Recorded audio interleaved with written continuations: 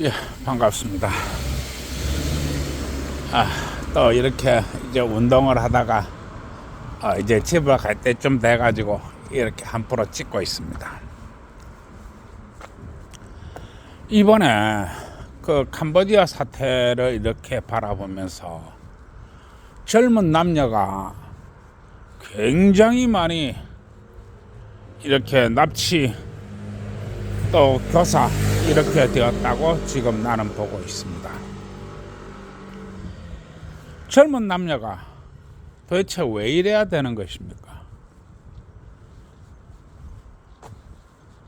젊은 남녀가 도대체 그 못 사는 후진국에 도대체 무엇 때문에 가가지고 그렇게 고생을 하고 맞고 고문을 당하고 또 사망까지 하고 왜 이러는 것입니까?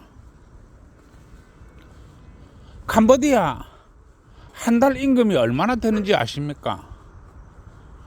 한 달 임금이 30만 원밖에 안 되는 나라입니다. 한 달 임금 30만 원요. 이 한 달 임금 30만 원 전으로 왔다리 갔다리 하는 이런 나라에서 월 1,000만 원 준다는 게 그게 말이나 되는 소리입니까? 월 1,000만 원이 네 집 개 이름인 줄 압니까?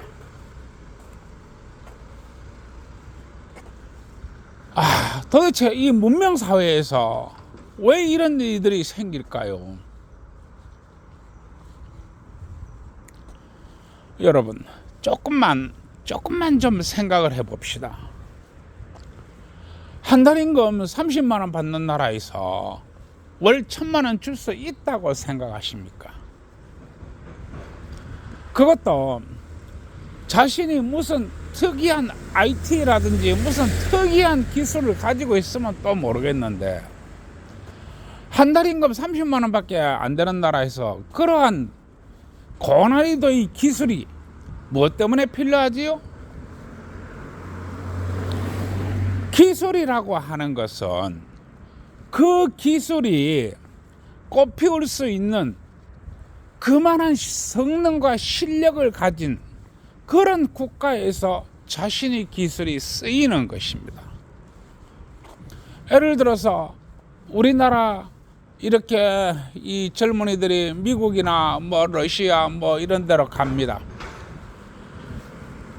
그런데 그러한 곳에 가가지고 이렇게 좋은 기술을 배웠다고 한들 그 기술이 우리나라에 쓰일 데가 없는 기술들이 많이 있습니다. 예를 들어서 요번에 참 오래전에 한번 이 신문에 났지요. 러시아에서 극초음속 기술을 이렇게 배워가지고 이 세계의 권위자가 되신 분이 있습니다. 그 극초음속 기술이 한동안은 우리나라에 쓰일 데가 없었습니다. 어디 쓸 데가 있어야지요. 그리고 시간이 흘러가지고 지금 우리나라가 그 연구를 하고 있으며 그 사람이 지금 아마 거의 책임자급으로 있지 않나 네, 이렇게 봅니다. 또 미국에서 항공우주 기술을 배운 사람들이 많이 있습니다. 이 항공우주 기술을 배워가지고 한국에 들어오니까 한국에 항공우주 기술을 쓸 데가 없어요. 그래서 미국에 눌러 앉아 있는 사람들이 많이 있습니다. 그런데 항공우주 기술이라든지 뭐 이런 높은 기술을 배워가지고 캄보디아 가서 어디다 쓰려고 그러십니까? 아니 캄보디아 가가지고 쓸 데가 있나요?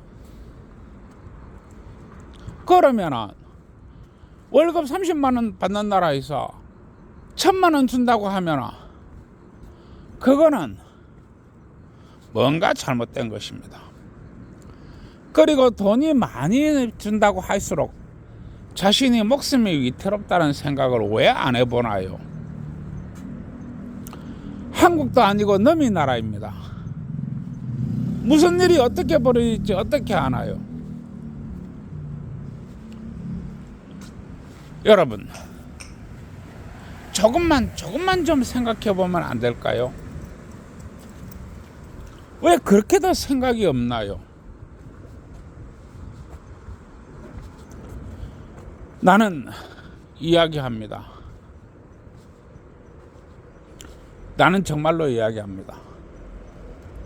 우리나라 젊은이들이 왜 그렇게 갈 수밖에 없었는가? 우리나라 젊은이들이 몸과 마음과 정신을 둘 데가 없어서 그런 것에 쉽게 꼬드김을 당하는 것입니다. 몸과 마음과 정신을 둘 데가 없다. 나는 그렇게 생각합니다. 우리 사회가 모든 면에서 개방되어 있는 것 같으나 실제로는 어마어마하게 폐쇄되어 있는 사회입니다. 우리나라가 얼마나 폐쇄되어 있느냐? 꽃이 한 그루 피어 있습니다. 그런데 벌이 꽃을 쳐다보면 시선 희롱죄입니다. 꽃이 예쁘장하게 피었는데 벌이 꽃 위를 휘휘 날아다니면 스토킹입니다. 꽃이 예쁘게 피어 있는데 벌이 꽃을 살짝 건드리고 지나가면 강간 미수입니다. 만약에 벌이 꽃에 살짝 앉았다가 가버리면 강간입니다. 이게 우리나라입니다. 이게 우리나라예요.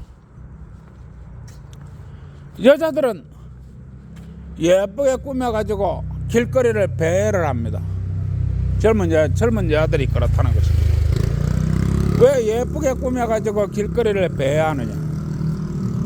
내가 예쁘게 꾸며가지고 길거리를 사부작 돌아다니면 이 육각형 남자 키 180에 재산 한 100억 정도 가지고 있는 젊은 남자들이 와가지고 나를 얘기할 거야. 나와 결혼해 주세요 라고 얘기할 거야. 이렇게 생각합니다. 이게 작금의 현실입니다.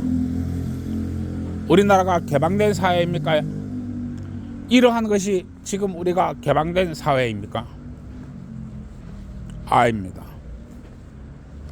어마어마하게 폐쇄적인 사회가 우리나라입니다. 그러다 보니까 우리나라 30대, 40대 이렇게 이 젊은 여자들이 58%, 근 60%가 애인이 없다고 그럽니다. 여러분, 30대, 40대가 네 집 장난입니까? 40대 같으면 동남아에서는 장모님 나이가 됩니다. 아니라고 하지 마십시오. 실제로 그렇습니다. 아니라고 하면 안 됩니다. 40대 같으면 동남아에서는 장모님 나이입니다. 그러면 우리나라의 여자들 직업이 그렇게 많습니까? 여자들은 항상 얘기하지요. 동일임금 동일노동을 달라. 말이면 말이라고 하세요. 그러나 이거는 말도 안 됩니다. 체격이 다르고 생긴 게 다르고 하는 게 다르고 맡은 바 역할이 다르는데 왜 이렇게 허황된 얘기를 하나요? 그리고 결혼은 여자가 손해라고 하지요. 결혼이 왜 여자가 손해지요? 또 남자가 여자를 상대로 결혼을 하게 되면 20억 벌고 들어간다고 하지요. 여러분, 이게 바로 우리나라입니다. 그러다 보니까 혼담이 오고 갑니까? 연애를 할 수 있습니까? 남자가 여자 곁에 가면은 스토킹이 되는데 뭐 어떻게 해야 되나요? 그러다 보니까 일을 할 데가 없고 마음 둘 데가 없습니다. 그리고 마음마저 약해지게 됩니다. 그러면 이판사판이다 이래가지고 야, 돈 1,000만 원 줄 테니까 한 달에 돈 1,000만 원 줄 테니까 저 캄보디아 온나 이러면 혹 해가지고 가버리는 것입니다. 이것은 그곳에 간 여자나 남자도 문제가 있지만 그곳에 갈 수 있도록 만든 우리나라의 문제도 상당하다고 나는 보고 있습니다. 그래서 나는 주장합니다. 나는 항상 성매매 합법화를 주장해 왔습니다. 이 성매매 합법화 정말로 빠르게 실행되어야 한다고 나는 보고 있습니다. 성매매 합법화를 하는 나라가 많이 있습니다. 그런데 우리나라는 안 합니다. 왜냐하면 그렇게 하면 돈이 안 되기 때문에 그렇습니다. 돈 말입니다. 돈. 누가 돈이 안 되느냐? 바로 우리나라의 대한민국 사법부 주식회사입니다. 성매매 합법화를 하면 돈이 안 됩니다. 그렇다고 해서 수많은 사람들이 비방을 하니까 말을 살짝 바꿔가 이렇게 얘기합니다. 여자들이 성매매를 하는 건 합법이다. 남자들이 성매수를 하는 건 불법이다. 말을 이렇게 합니다. 그래 가지 마시고 성매수나 성매매나 다 같이 합법화하세요. 그러면은 젊은 여자들이 돈 걱정은 최소한 안 하게 될 것입니다. 여러분, 무엇이 행복을 만들까요? 무엇이 행복을 만들까요? 무엇이 여유를 만들까요? 무엇이 사색을 만들까요? 그건 바로 돈이 하는 겁니다. 고상한 학문이나 높은 지위나 아니면은 부모 형제가 해주는 게 아닙니다. 바로 돈이 하는 것입니다.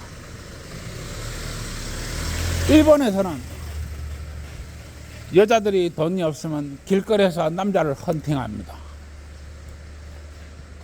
그 사람들 한 달에 하루에 얼마나 버는 줄 아십니까? 하루에 거의 돈 100만 원씩 봅니다. 그러면은 충분히 생활을 할 수 있으며 이렇게 자신도 치장할 수 있으며 생각도 할 수 있고 여유도 가질 수 있고 남자도 만나기 쉽습니다. 이렇게 여건을 만들어줘야 된다고 하는 것입니다. 그래서 많은 것을 우리가 시정하고 바꿔야 되겠지만 당장 이 성매매 합법화를 해야 된다. 나는 강력히 주장하는 바입니다.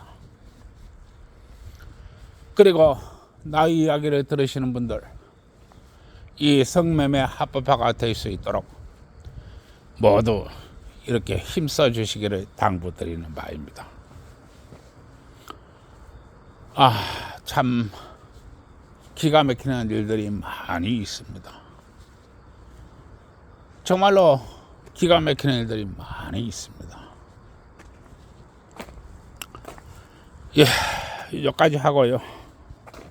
또 보고 또 다른 분야를 또 이야기하도록 하지요. 그러면은 또 한결같이 또 얘기를 해야 되겠지요.